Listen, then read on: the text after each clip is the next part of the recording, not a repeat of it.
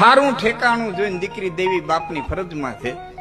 એટલે જેટલી માતાઓ બેઠી છે ને એટલી વિનંતી કરું છું, એક વખત દીકરીને દઈ દીધા પણ દીકરીના જીવનમાં બહુ માથા ન મારતી હોય.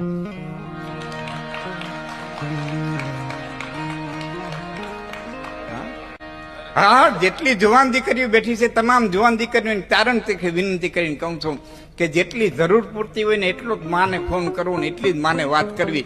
કઢી કરી હોય તો માને કેવું કઈ જરૂરી નથી, માં અમે આજ કઢી કરી. આ પાક બગાડતા હોય ને તો ફોન બગાડે ને કઈક માવતર બગાડે.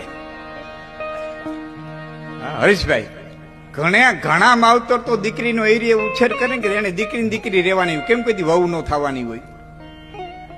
માવતરે ઉછેર જ એ રીતે કરવો જોઈએ કે અહીં છેતા સુધી દીકરી અને એક દી વહુ થઈને જવાનું છે, એવું ઉછેર કરવો જોઈએ.